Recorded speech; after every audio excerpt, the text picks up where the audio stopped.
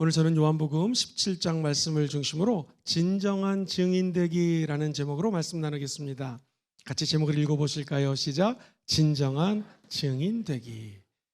지난 금요일 날 밤의 일이었습니다. 우리 청년 중에 한 청년이 금요철에 앞서서 찬양을 드리기 위해서 성전에 앉았는데 갑자기 슬프지도 않은데 우리 형제님의 간증입니다.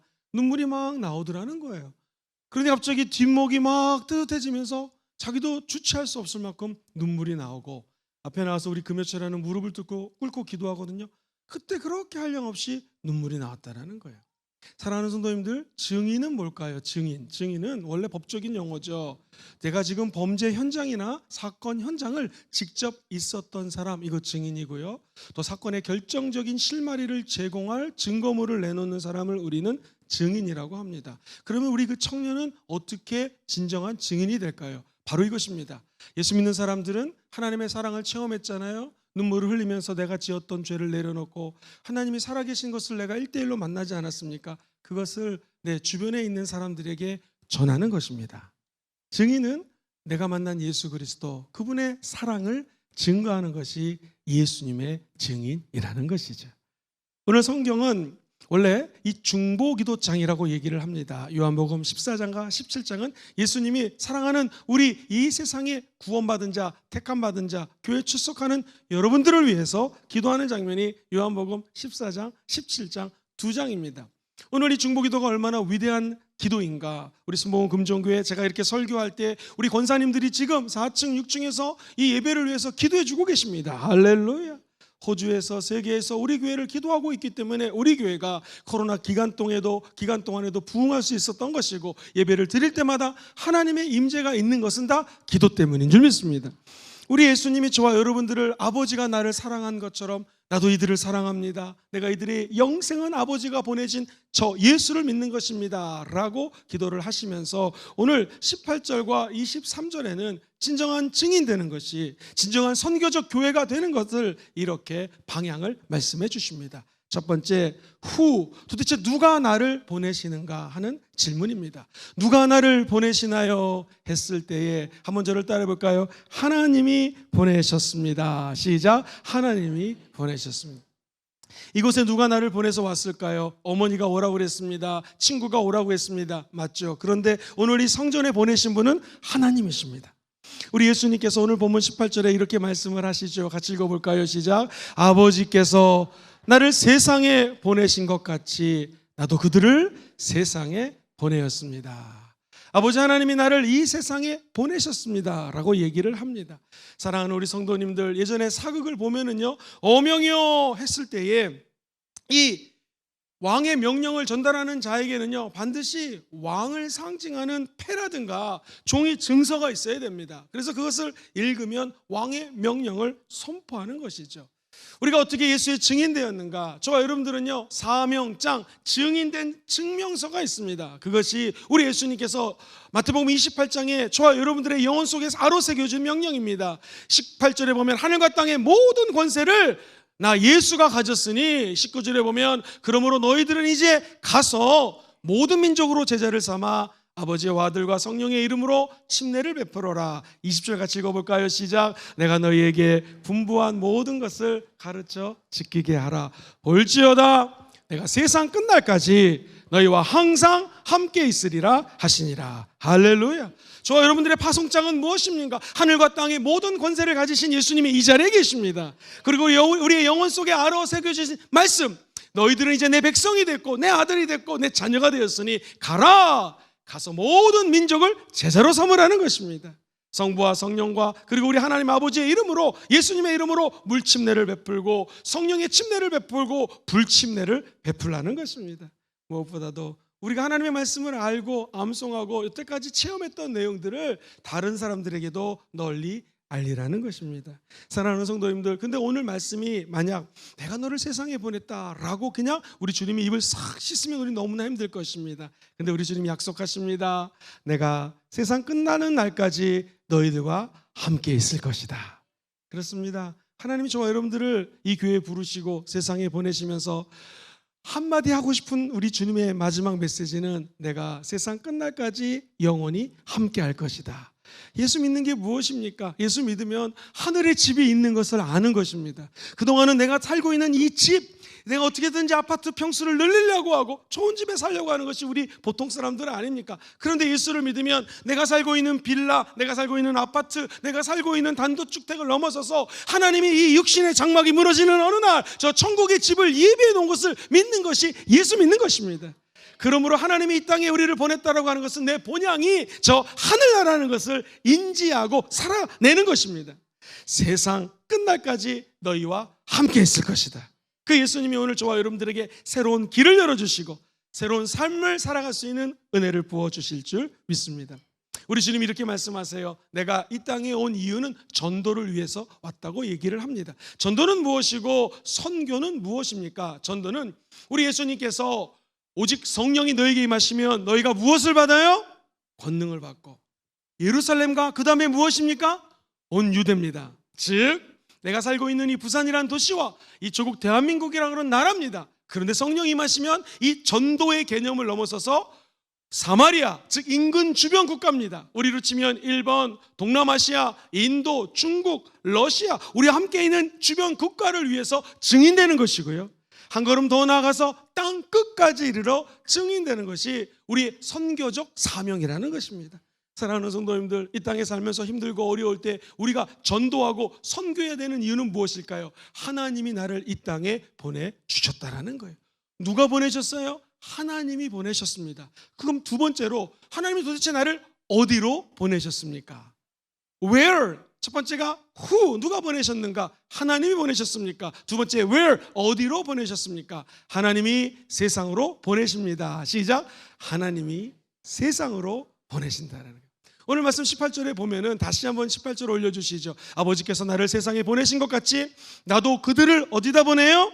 세상으로 보낸다라는 것입니다.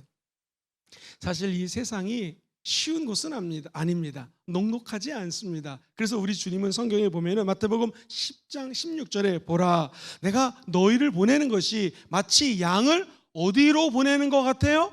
이리 가운데로 보내는 것 같다. 즉 세상이라고 하는 것은 쉬운 것이 아닙니다. 인생의 산전수전을 다 겪고 오랫동안 장수한 유일한 예수님의 제자가 있죠. 요한이라고 하는 제자입니다. 그가 인생을 살 만큼 살고 깨달은 것이 있었어요. 그것이 무엇인가? 요한 1서 2장 15절로 16절 말씀을 보니 이 세상이나 세상에 있는 것들을 사랑하지 말아라.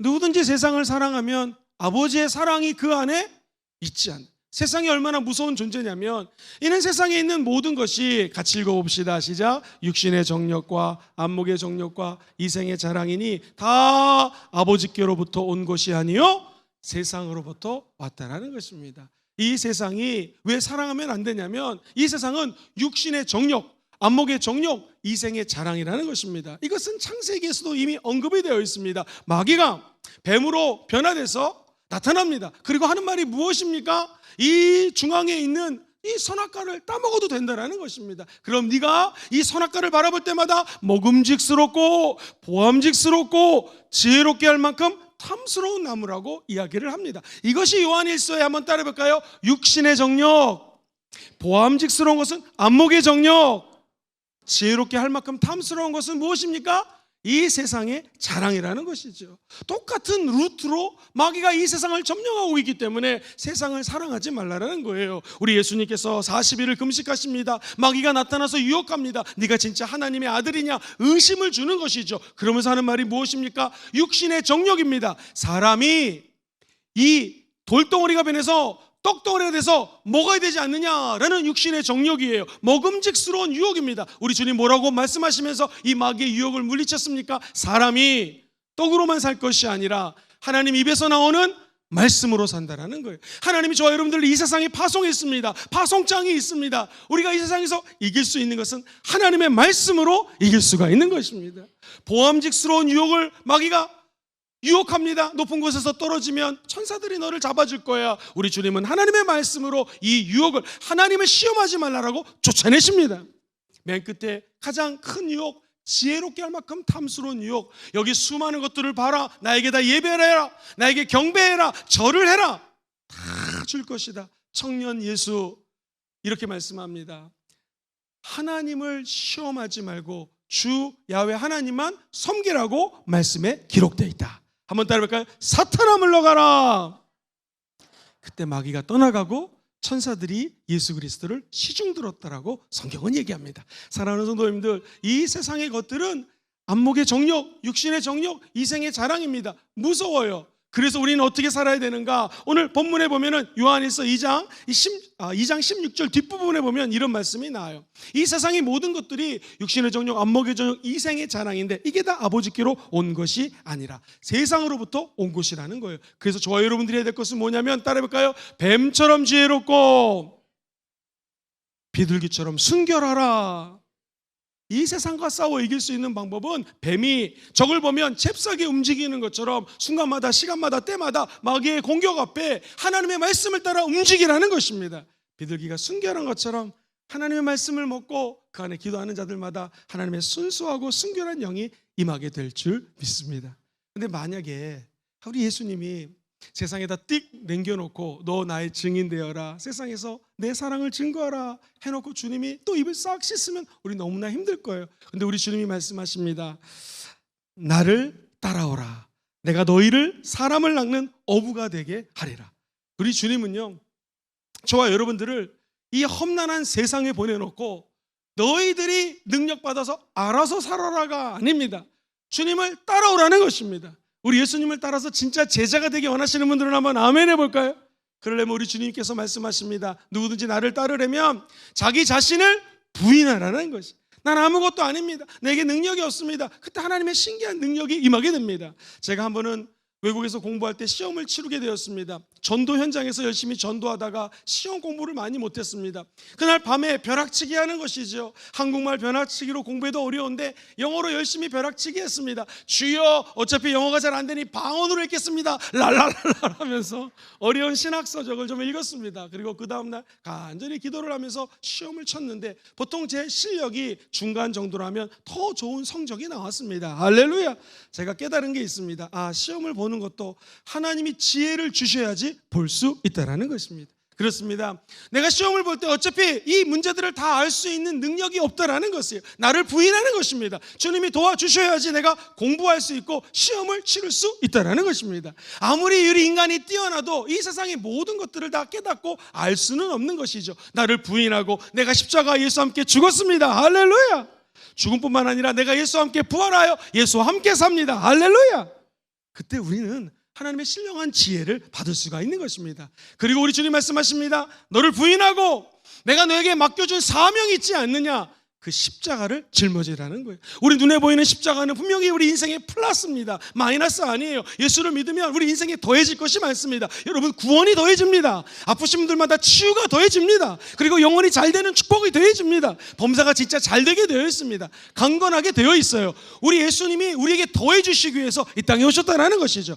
그런데 십자가를 짊어지는 순간에 이 십자가는 갑자기 곱하기로 바꿔버립니다. 내 힘으로 할 수 없을 때 하나님이 우리 인생을 플러스를 넘어서서 곱하기로 더 큰 은혜를 베풀어 주신다는 것이죠. 그러므로 십자가는 단순히 내 무슨 액세서리 같은 것이 아닙니다. 예수 십자가는 저와 여러분들이 짊어지라고 하나님이 주신 것입니다.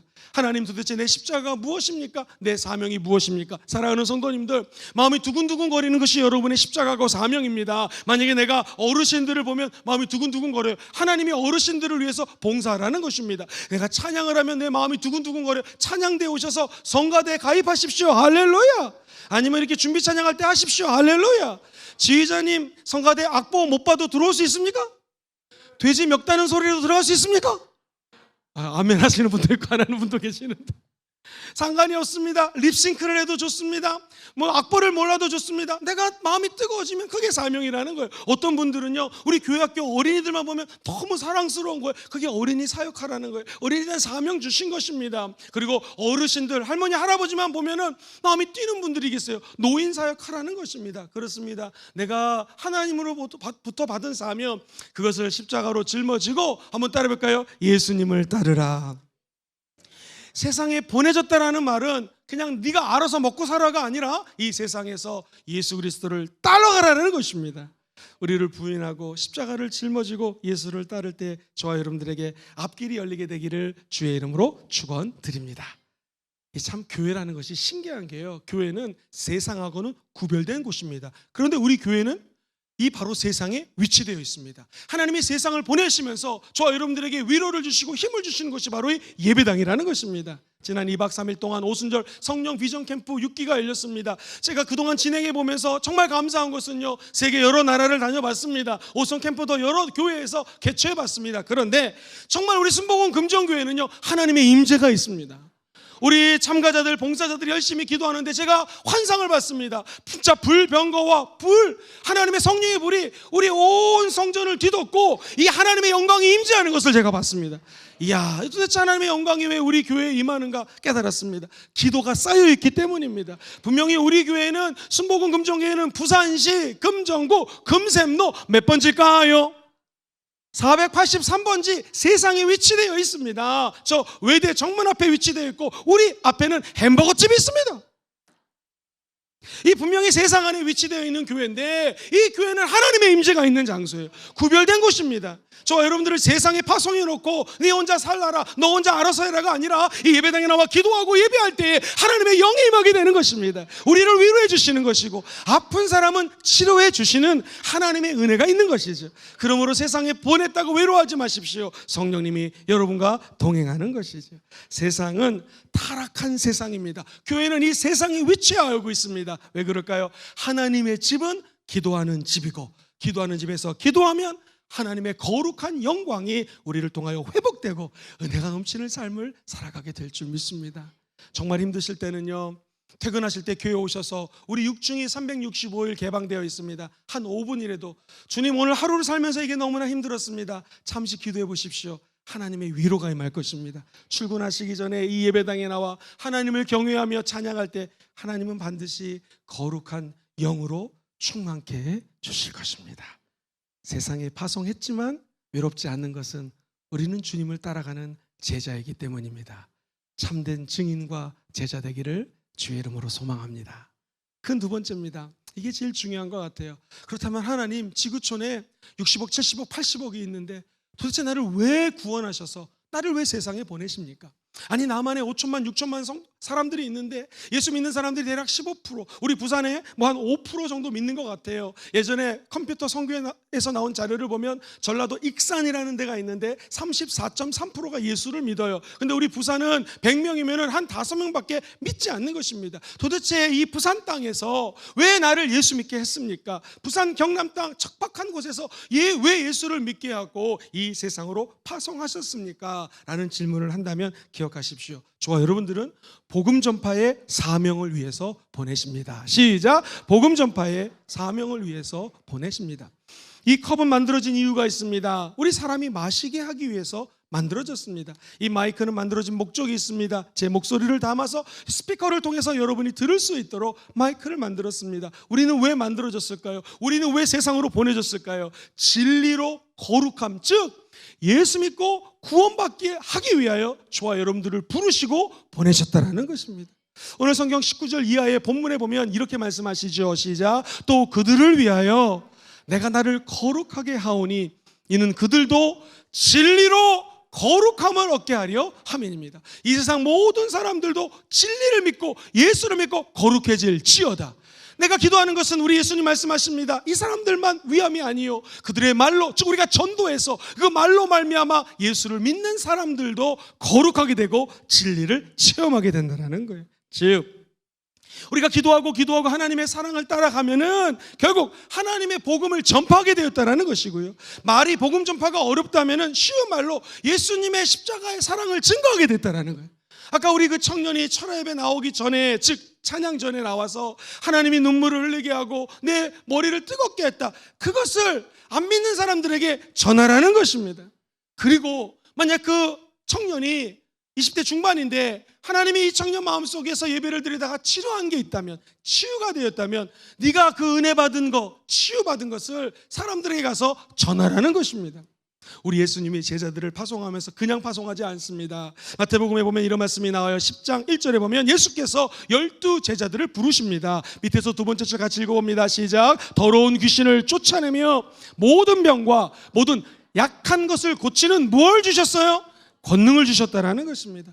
주님이 저와 여러분들을 이 세상에 보내는 이유는 복음 전파인데, 내가 예수 믿고 치유된 것들이 있으니 그것을 증거하라는 것입니다. 이번 오순절 성령 비전 캠프 6기는 특별히 치유의 역사가 많이 일어났습니다. 방언을 받고 내 영혼이 치유되고 그동안 갇혀있던 것이 뚫리게 되고 해방의 체험들이 있었습니다. 이제 그 체험을 증거하라는 것입니다. 주님이 나를 이렇게 만나줬노라고. 이것이 바로 복음 전파라는 것이죠. 사랑하는 성도님들, 우리 주님이요, 마태복음 10장 5절에 보면은 예수께서 12 제자들을 내보내시면서 명하여 이르시되 너희들 첫 번째 이방인의 길로도 가지 말아라. 예수 믿지 않는 사람, 영혼 구원을 모르는 사람들의 길로 가지 말고 사마리아 사람들, 즉 이방 사람들이 사는 고래도 들어가지 말라고 말씀하십니다. 우리 주님의 메시지는 무엇입니까? 저와 여러분들이 세상 사람들이 이야기하는 큰 길이 아니라 좁은 길로 들어가라는 것입니다. 그렇습니다. 우리 거창이라고 하는 이 부산 지역 그 가까운 곳에 거창 고등학교가 있습니다. 예전에 이 고등학교는요, 남들이 알아주지 않는 곳으로 가라, 월급이 작은 곳으로 가라, 부모님이 혼내는 곳으로 가라. 그게 무슨 말입니까? 열악한 곳, 좁은 길로 들었으라는 것입니다. 사람들이 볼 때는 바보 같다고 생각할지 모르지만 우리 예수 믿는 사람들은 십자가 예수와 함께 좁은 길로 가면 잃어버린 영혼들을 만나게 되어 있고, 그 영혼들을 하나님께로 올려 보내기 위해서 저와 여러분들을 창조하셨다라는 거예요. 제자들이 가야 될 곳은요, 박수받고 환영받는 길이 아니라 오히려 좁은 길로 들어가고 잃어버린 영혼들을 만나야 된다는 것입니다. 그럼 여기서 질문이 생깁니다. 목사님, 아이고 내가 어떻게 하다 교회를 다녔는데 이 예수 믿는 게 어렵네요. 목사님이나 우리 장로님이나 권사님, 안수 집사님은 예수님 오래 믿었으니까 좁은 길로도 들어가고 예수도 증거하고 이 전도하는 삶을 살 수 있겠지만 나는 교회 다닌 지 얼마 되지 않습니다. 사랑하는 성도님들, 그래서 우리 예수님이 성령 받으라고 얘기를 한 거고요. 성령이 우리와 동행하면 걱정하실 필요가 없습니다. 요한복음 14장 26절에 보면 이 14장도 중보기도장인데 같이 읽어보겠습니다. 시작. 보혜사 곧 아버지께서 내 이름으로 보내실 성령, 그가 너희에게 모든 것을 가르치고 내가 너희에게 말한 모든 것을 생각나게 하리라. 아버지께서 예수의 이름으로 보내시는 분이 누구라고요? 성령님이십니다. 그분이 첫 번째 저와 여러분들에게 모든 것을 가르쳐 주십니다. 가르쳐 지켜 행하라고 명령하셨을 때 주님이 우리를 가르쳐 주시고, 두 번째 우리에게 말씀하신 모든 것들을 어떻게 해요? 생각나게 한다는 거예요. 그러므로 나를 왜 보내시는가? 이 세상에 보내셔서 어려운 말로 복음 전파, 쉽게 하면 하나님의 사랑을 증거할 때에 내 힘으로 안 되니까 하나님의 힘으로 증거하라는 것이고요. 성령의 임재 가운데 예수님 자랑하라는 것입니다. 사랑하는 우리 순복음금종교의 모든 성도들이 모일 때마다 예수님 자랑하시고 흩어질 때마다 성령님 의지하여 예수 증거하시게 되기를 주의 이름으로 축원드립니다. 이제 더욱더 중요한 것이 하나 있습니다. 우리를 세상에 보내시고 하나님께서는 복음 전파를 위해서 사명 주셨는데, 그럼 어떻게 보내서 구체적으로 살아갈 수 있을까요? 주님은 하나 되기를 원하십니다. 우리를 왜 보내시는가? 하나 되기 위해서 보내신다라는 거예요. 같이 읽어볼까요? 시작. 하나됨을 위해 보내십니다. 오늘 본문에 보면은요, 하나가 무려 4번이나 나옵니다. 자, 과연 그런지 우리 눈으로 직접 확인해 보겠습니다. 우리 다 같이 21절 이하의 말씀을 하나라는 단어를 집중해 가지고 한번 찾아보세요. 몇 번이 나오나? 시작. 아버지요, 아버지께서 내 안에, 내가 아버지 안에 있는 것 같이 그들도 다 하나가 되어 우리 안에 있게 하사 세상으로 아버지께서 나를 보내신 것을 믿게 하옵소서. 내게 주신 영광을 내가 그들에게 주었사오니 이는 우리가 하나가 된 것 같이 그들도 하나가 되게 하려 함이니이다. 곧 내가 그들 안에 있고 아버지께서 내 안에 계시어 그들로 온전함을 이루어 하나가 되게 하려 함은 아버지께서 나를 보내신 것과 또 나를 사랑하심 같이 그들도 사랑하신 것을 세상으로 어떻게 해요? 할렐루야. 하나님이 저와 여러분들을 세상에 보내는 이유는 하나 되기 위해서 보낸다는 거죠. 예를 들어 보겠습니다. 제가 예를 들면 아들이 5을 낳습니다. 제 생일날 우리 아들들이 아버지 생신 축하합니다 라고 하나 되어서 축하하면 이것처럼 기쁜 것이 없겠죠. 그런데 행여 큰아들은 아버지 저를 태어나게 해줘서 감사합니다. 근데 둘째 아들은 나를 왜 낳았어? 이러면 이제부터 문제가 되는 거죠. 그렇지 않겠습니까?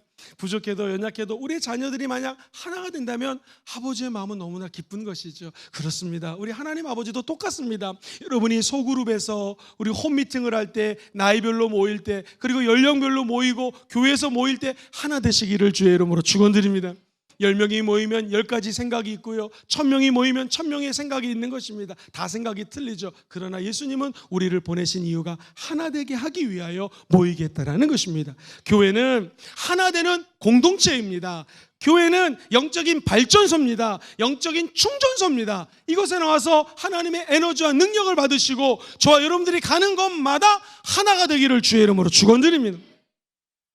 이 샬롬이라는 것이 평강이라는 의미도 있지만 사실은 좋은 것들을 다 합친 것이 샬롬이에요. 샬롬. 그 중에 이 샬롬은요, 하나님의 평강으로 말미암아 우리가 하나 될 수 있다는 것입니다.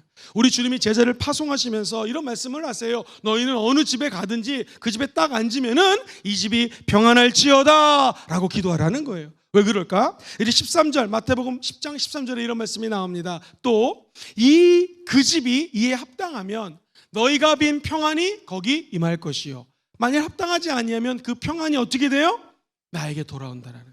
우리가 세상에서는 약간 바보같이 느낄 때가 있습니다. 나는 예수 믿는다고 맨날 피스메이커, 이 평안하게 하는 삶을 살아야 됩니까? 나도 좀 소리 지르고 싶고 싸우고 싶은데 이게 왜 안 됩니까? 사랑하는 성도님들 기억하세요. 우리 예수 믿는 사람들은요, 다른 사람들을 화평하게 하는 사람들입니다. 평안하게 하는 사람입니다. 제가 이제 봄을 맞이하여 대신방을 합니다. 교구장님들께 신방 원하시는 분들은 부탁하세요. 제일 먼저 그 집에 들어가면 기도하는 것이 있습니다. 주님, 이 집안이 평안할지어다. 사람을 만날 때마다 주여 평강하게 도와주시옵소서 라고 축복합니다. 그러면 그 사람과 그 집이 평안을 받을 만한 그릇이 되면 진짜 평안과 축복이 임하게 되어 있습니다. 근데 만약 그럴 일은 없지만 어떤 사람에게 축복을 빌어주고 평안하라고 기도했는데 아니 이 그릇이 안 되어 있습니다. 그럼 어떻게 될까요? 그 축복이 다 나에게 돌아온다는 거예요. 그래서 예수 믿는 사람들은요, 누구를 원망하거나 저주하지 마십시오. 아예 원망하고 저주하는 것을 내 머릿속에 지워버리십시오. 그냥 그 사람을 축복하면 되는 것입니다. 평안을 빌어주면 되는 것입니다. 근데 그 사람이 평안이 안 준비되어 있으면 나에게 그 평안이 들어오게 되는 것입니다. 그래서 악을 악으로 갚지 마시고 악을 선으로 갚는다라고 하는 말씀은 우리는 축복하는 사람이라는 것이고요, 하나님의 영광 가운데 사랑을 베풀어 주는 사람이라는 거예요. 그것이 나중에는 그 사람이 받지 못하면 나에게 다 돌아오게 되는 것이에요. 하나님은 멀리서도 우리 안고 일어섬을 아십니다. 내가 어렵고 힘들지만 사랑을 베푸면 주님이 아시고 갚아주십니다. 성경은 약속하세요. 너희는 아무것도 염려하지 말아라. 그리고 너희 먼저 그의 나라와 그의 의를 구하라. 그래야면 내가 모든 것들을 다 어떻게 주셔요? 더해 주신다라는 것이죠. 이 땅에 살면서 조금 세상 사람들보다 계산하지 않고 바보처럼 사는 이유는 뭐예요? 왜 사랑을 나눠주고 왜 평강을 나눠줄까요? 그 이유는 다음과 같습니다. 하나님의 평강이 닿는 곳에 하나님의 나라가 임하는 것이에요. 그래서 우리 사랑하는 모든 저를 포함한 남편들, 아빠들은요, 집에서 큰 소리 지르지 않게 되기를 주의 이름으로 축복합니다. 우리가 막 큰 소리를 지르고 화를 내면은요, 이 아이들이 불안합니다. 특별히 우리 아이들이 성장기에 있는 부모님들이 좀 보이시는데요, 30대 40대 자녀를 키우시는 분들은요, 부부싸움 할 때 애들이 듣는 자리에서 큰 소리로 싸우면 아이들의 상처가 될 수 있습니다. 아이들이 주눅이 듭니다. 목사님 어떻게 싸우죠? 화장실 가서 싸우십시오. 아니면은요, 아내를 데리고 남편과 함께 얘들아 엄마랑 아빠랑 정말 너무너무 좋아서 데이트하고 올게 한 다음에 커피숍에 가서 싸우십시오. 그래도 싸움이 잘 안 되면 목사님 방 7층 앞에 VIP실이 있습니다. 거기 오셔서 싸우십시오. 하여튼간 애들 앞에서 큰 소리 내면 애들이 상처가 됩니다. 여기 우리 어머니들, 아내들 많이 앉아 계시는데 제발 남편에게 바가지 팍팍 긁지 마시기를 바랍니다. 아멘. 큰 소리 하신 분이 계십니다. 평안한 가정 되기를 주의 이름으로 축원드립니다. 내가 하나님과 먼저 평안하고 그리고 우리 가정이 평안하고 교회가 평안할지어다. 하나됨이죠. 하나됨. 이거를 위해서 우리 주님이 보내셨다라는 것입니다. 사도행전 2장 42절 이하에 보면은 초대교회의 모습을 이렇게 기록하고 있습니다. 그들이 사도의 가르침을 받았어요. 설교를 듣습니다. 서로 교제합니다. 우리의 삶을 나누기 시작합니다. 떡을 떼는 것은 성찬식했다라는 거예요. 오늘 성찬식합니다. 그리고 우리가 오로지 기도하기를 힘쓰니라. 할렐루야.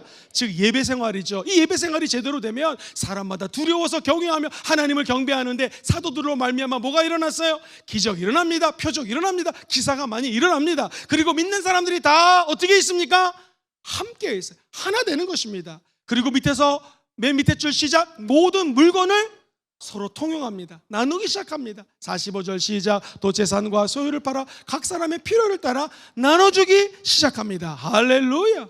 사랑하는 성도님들, 우리가 왜 인도에 선교를 합니까? 물을 파줍니까? 그것은 다음과 같습니다. 평안을 얻기 위해서는요, 우리의 이 나무라고 하는 뿌리가 저 깊은 샘물에 닿아야 됩니다. 하나님이 저와 여러분들에게 원하는 것은 우리의 이 뿌리가 생수와 연결되기를 원해요. 그래서 물이 바다 덮음같이 저와 여러분들이 생수를 뿜어 올려서 성령의 열매를 맺기를 주님이 원한다라는 것입니다. 그런데 이게 어떻게 생수를 끌어올릴 수 있냐면, 인도에 이번에 가서 우리가 4개의 운물을 팝니다. 그리고 교회 지붕이 없는 곳을 이제 공사가 시작돼서 앞으로 2개월 뒤에 5월 달에 선교사님이 와서 멋진 교회가 세워짐을 이제 보고할 거고요. 1년 뒤에는요 350평의 땅을 구입한 곳에 우리 순복음 금정교회 전 성도의 이름으로 1층에 큰 교회를 짓고 2층에 비전 센터를 건축합니다. 할렐루야. 하나님께 영광의 박수 올려드리겠습니다. 그리고 인도 선교를 위해서 1억 원에 가까이 헌금해 주신 분들 감사하고, 기도해 주신 분 감사하고, 무엇보다도 함께 가시는 분들 너무나 감사를 드리는데요. 자, 이 우물을 파는 것을 봤더니 인도 정부에서도 우물을 파줍니다. 마을의 주민수에 따라서. 그런데 얇게 파는 거예요. 그러다 보니 이 물이 바위, 반석 밑에 있는 물이 아니라 그 위에 흐르는 물이니까 첫 번째 물이 더럽습니다. 그리고 물이 비가 안 오면 잘 끌어올릴 수가 없어요. 근데 우리가 파는 우물은요 100m를 팝니다. 할렐루야. 반석을 뚫고 팝니다. 할렐루야. 그럼 밑에 있는 생수랑 연결이 되어서 우물이 콸콸콸콸 쏟아져 나오는 것이죠. 우리도 마찬가지입니다. 평안하기 원하면 아멘 해볼까요? 예수님 사랑 증거하기 원하면 아멘 해볼까요? 저와 여러분들의 믿음이 저 생수 대신 성령님까지 깊이 들어가기를 주의 이름으로 축원드립니다. 그러려면 말씀이 자라나야 되는 것이고요, 기도하셔야 되는 것이고요, 모일 때마다 부르짖어 하나님의 영광을 나타낼 수 있도록 노력해야 된다는 것이죠. 그러면 우리의 삶에도 생수가 솟아오르게 될 줄 믿습니다. 함께하는 것은 하나 되는 것입니다. 함께하는 것이 왜 중요할까요? 최근에 모든 사국은 어차피 최수종이다 라는 말이 있는 것처럼 고려하고 거론하고 전쟁하는 드라마가 아주 인기입니다. 그런데 한번 그런 드라마를 보십시오. 아니, 세계 전쟁 역사를 살펴보면 2가지 적이 있습니다. 첫 번째는 내부의 적이고 두 번째는 외부의 적입니다. 고려하고 거란이 있다면 고려 그 정부 안에 벌어지는 그 반역과 반란의 죄들이 있고, 두 번째는 거란이라고 하는 외부의 적이 쳐들어온다는 거예요. 우리도 마찬가지입니다. 왜 하나가 되어야 될까요? 성부 하나님이 성자 예수님을 이 땅에 보내셨고, 성자 예수님은 저와 여러분들을 하나님이 원하는 세상으로 보내셨습니다. 할렐루야. 그리고 우리 아버지 하나님께서 예수를 보내시고 그냥 십자가에 죽게 두지 아니하시고, 우리 예수님은 저 수월 지옥까지 떨어졌지만 우리 하나님이 예수님을 다시 살리셨습니다. 보좌 우편에 앉으셨습니다. 그리고 우리에게 보혜사 성령님을 보내주셨습니다. 이제 우리는 고아처럼 버려진 자가 아니라 하나님의 영광 가운데 하나님과 연결되고 하나님과 하나 된 자녀가 되었다라는 것이죠. 그래서 하나님과 하나 되는 것이 중요합니다. 내부의 적은 하나님과 하나 되면 떠나가게 되어 있는 것이죠. 사랑하는 우리 순복음 금종교회 모든 성도님들, 우리 오순절 성령 비전 캠프에 많은 참가자들이 이번에 안에 있는 모든 허물과 죄가 떨어져 나가고 하나님과 하나 되는 체험을 했습니다. 이랬을 때 우리는 하나님과 하나가 될 수 있는 것이고, 두 번째 외부의 적은 따라해 볼까요? 예수 이름으로 명하노니 떠나갈지어다 라고 하나님과 하나 된 자가 이제 하나 되지 못하게 하는 어둠들을 쫓아낼 수 있는 권능을 부여받았다는 거예요.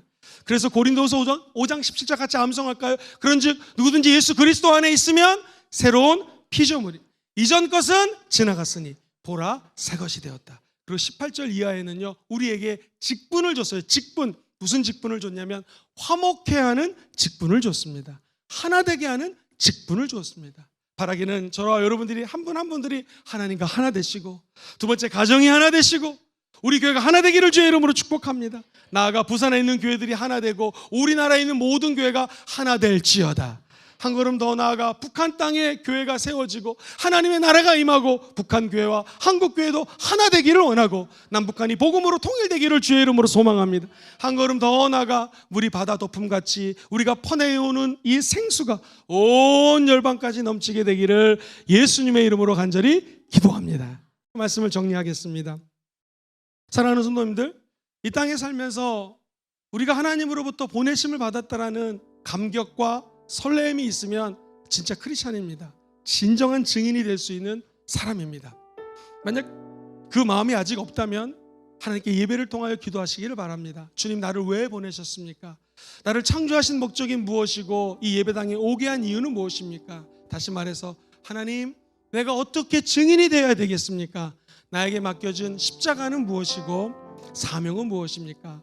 오늘 본문은 주님이 말씀하십니다. 이 교회로 보낸 것은 첫 번째, 하나님이 보내십니다. 두 번째, 어디로 보내십니까? 하나님이 세상으로 보내십니다. 그다음 목적이 무엇입니까? 왜 나를 택하셨고 왜 나를 보내시나요? 라는 질문 앞에 첫 번째로 우리 주님이 말씀하십니다. 같이 읽어볼까요? 시작. 복음 전파 사명을 위해서 보내십니다. 아주 쉽게 얘기하면 예수님의 사랑을 증거하라는 것이고요. 두 번째 같이 읽어볼까요? 시작. 하나됨을 위해서 보내십니다. 이 보내심 앞에 순종하시고 하나님 기뻐하는 자녀들 되시기를 예수님 이름으로 축원드립니다.